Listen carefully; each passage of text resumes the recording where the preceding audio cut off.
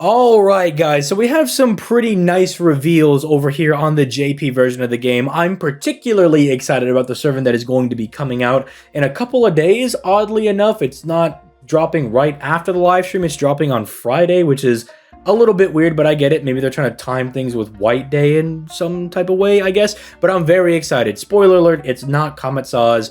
I'll kind of talk about that in a little bit when we actually talk about the servant that was revealed, but I'm very, very excited to bring you guys some of this information, as well as maybe correcting something that I thought was going to come to the game in the middle of the first live stream, and I might have jumped the gun a little bit. Like, you might have seen in like Discord servers, or you might have seen me tweet this out later last night, that we were going to be getting like the subscription service thing. I want to talk about that a little bit in today's video and maybe correct my stance on that, because, you know, I'm a little gung-ho on a lot of things, right? Like, usually I'm very like deep water type of guy. Like, I always jump into the deep end of things instead of, you know, putting my foot into the shallow end, because, you know, I always give it 110%. But yeah, we'll talk about that and more in today's video.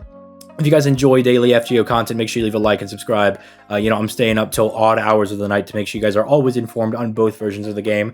And I think I actually might add streaming on YouTube, because I really enjoyed streaming the FGO live streams over on the YouTube side of things. You guys might have seen that, and shoutouts if you were there. But I might add that to my stream schedule on like Saturday or Sunday nights. That actually might be something really fun to do, because I really want to connect with the YouTube side of my audience that just are not able to make it over to my Twitch weekday streams, which, shout out to the Twitch, that is every weekday at 6 p.m. Eastern Standard Time, usually streaming FGO, and I'm trying to mix it up with like Arc Nights and other stuff like that. But I might add that to the schedule. So if you're someone that can't make it out to the Twitch, make sure you make it out to those weekend streams. But yeah, we'll talk about all that and more in today's video. Let's just kind of start diving into it. So first and foremost, I want to talk about the subscription service. So basically, there was 2 live streams yesterday, and one of them was more about this Osaka event campaign thing, right? It seems like it's going to be like an IRL event or something, from my understanding.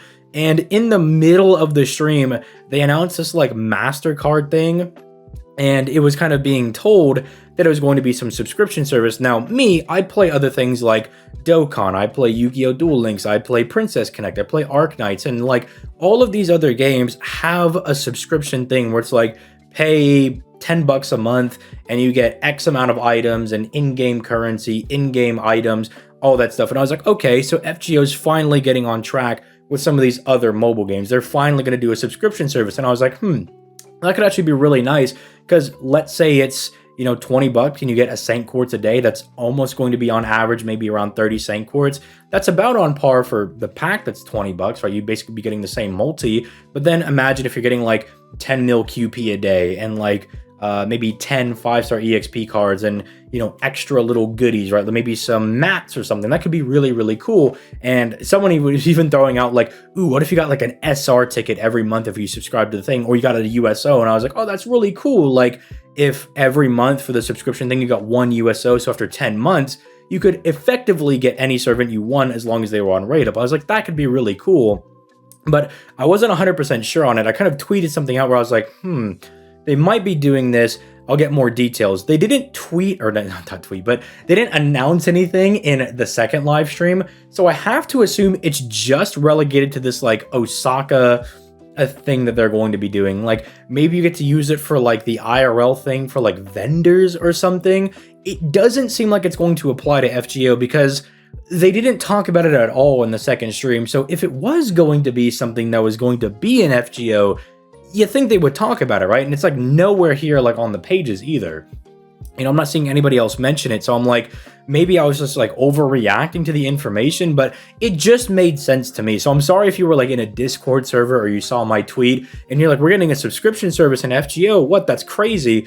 I might have jumped the gun a little bit, because I play other gacha games again where that's already a normal thing that they've been doing for years, right? It's already a normal thing. And I was like, oh, FGO is just catching up. Like, they're just going to be doing the same thing that other people are doing. So I'm very sorry if you heard me say that and you were like, oh my goodness, I'm freaking out. I think I jumped the gun a little bit on that. It might just be for some like IRL event or something. But also for JP Masters, the next thing that was really announced is that, oh, we're going to be getting 16 Saint Quartz. So that's really nice. That's like half a multi for the next servant that's going to be coming out. My guy, Takasugi. This is someone I've been looking forward to getting ever since the last Gouda Gouda event. And I'm especially hyped because I've looked into a little bit of his lore. And you know, I don't want to say it's confirmed or anything because they didn't show us the NP. They didn't show if he's a single target, AoE, if he's a support, if he's quick arts buster. Didn't show us any of that. But I'm thinking he might be a support type servant because the more I think about it, the more I'm like, well, this guy's lore, he's like a grand strategist type person, right? And like the NP that he has is supposed to be like, it gives everybody like Mori's insane armor, right? Like, you know, Mori, the other guy from Guda Guda, the 3-star, the Berserker man. I'm sure everybody knows who that is, but it's the same, like his NP gives everybody that armor or something along those lines from what I understand.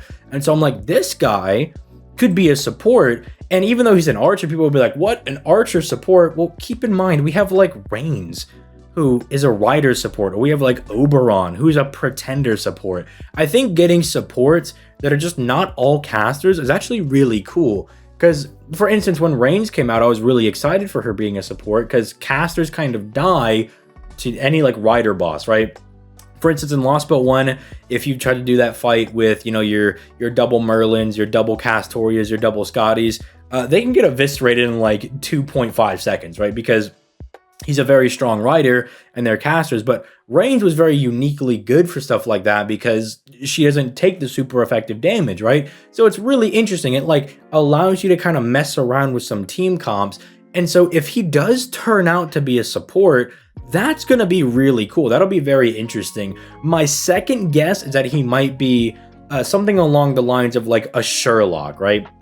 If he's not a straight up support, he might be like a Sherlock or Super Orion / Bazette type character where they do a lot of their damage through their face cards. Well, I guess Bazette technically doesn't do face cards, but you see what I'm saying. Like they have a non-damaging NP that allows them to do a lot of damage. So that's kind of what I'm pinning on this guy right now, is like maybe Archer support, which sounds really cool.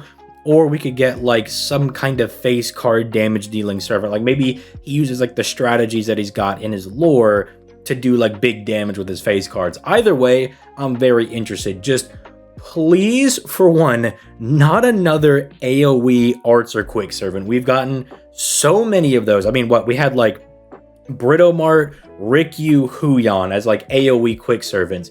And then AoE art servants, we just got Pope Joan, and we just got Nito Chris Alter, and just got Rasputin, aka Kirei.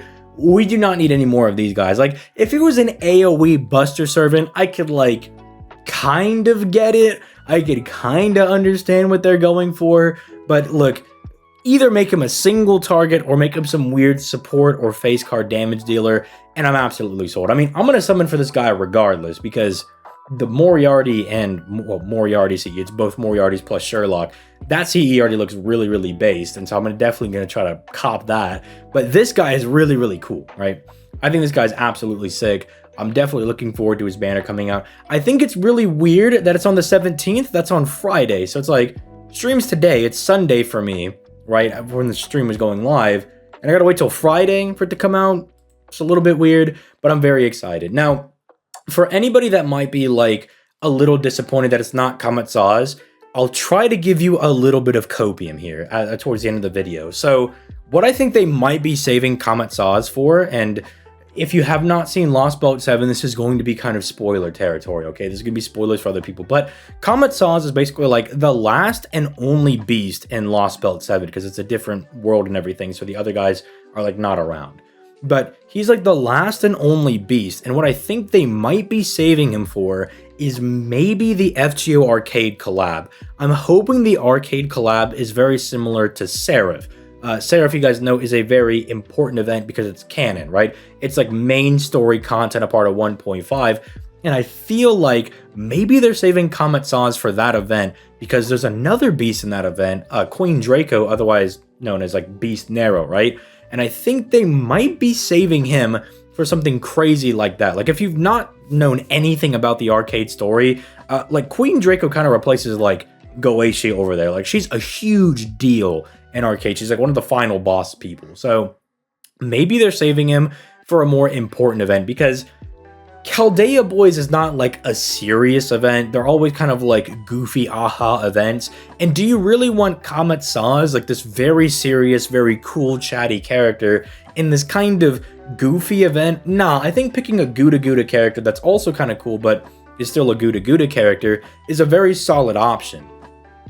Because they already have that, like, goofiness built into them. I think it's a good idea to save someone like Kamatsa's, or even if you were looking forward to, like, the Blade-looking character, right? The guy from Elden Ring, like, the Wolf Man. If you're looking forward to him, I think it's good that they save those guys for future events, because they're a bit more serious, right? Whereas, like, Takasugi's more of a Gouda meme character, so it kind of makes sense. Throw him in Chaldea Boys, right? They throw him in a more, like, relaxed event. I think that's really, really cool. So that's a little bit of copium for that. Finally here, there is a My Room update where you can, like, post selfies of your servants.